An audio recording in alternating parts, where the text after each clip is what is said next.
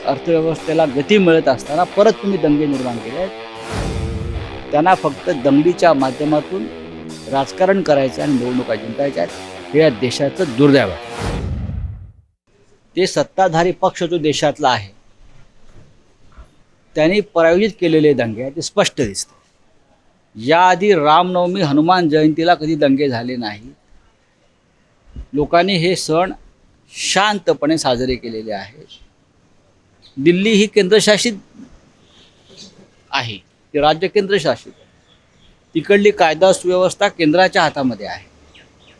पण गेल्या काही दिवसापासून तिकडे दंगे सुरू आहेत, कारण तिकडल्या महानगरपालिकांच्या निवडणुकांवर BJPचं लक्ष आहे.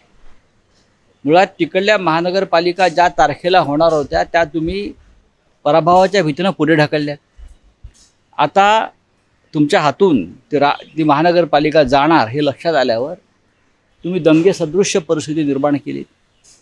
मुंबईमध्ये तुम्ही लाऊडस्पीकरचं वातावरण तणाव निर्माण केलेला आहे.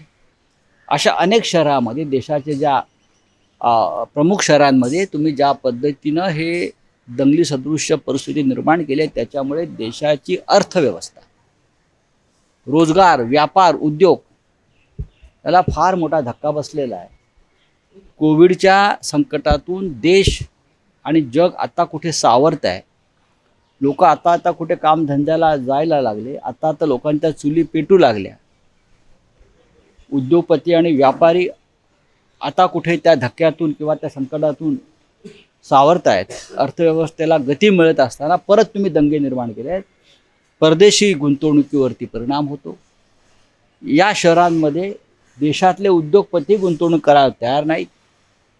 मजूर वर्ग पळून जातो. असे अनेक प्रश्न या दंग्यांमुळे निर्माण झालेले आहेत आणि त्याला सर्वस्वी जबाबदार भारतीय जनता पक्ष आहे.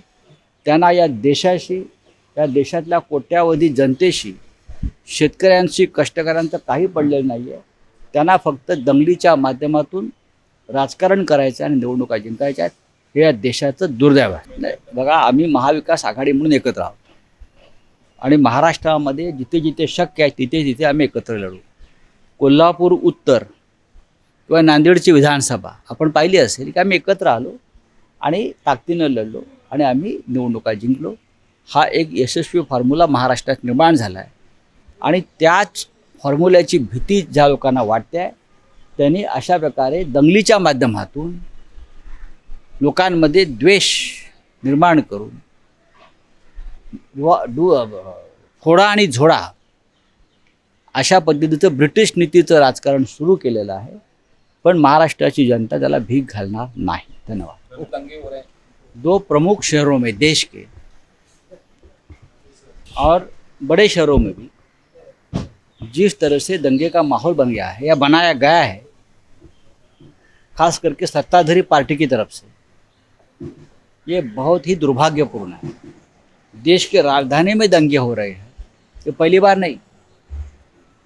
दिल्ली केंद्र शासित प्रदेश है, यूनियन टेरिटरी है. सिर्फ वहाँ आप नगर निगम के चुनाव आने वाले हैं.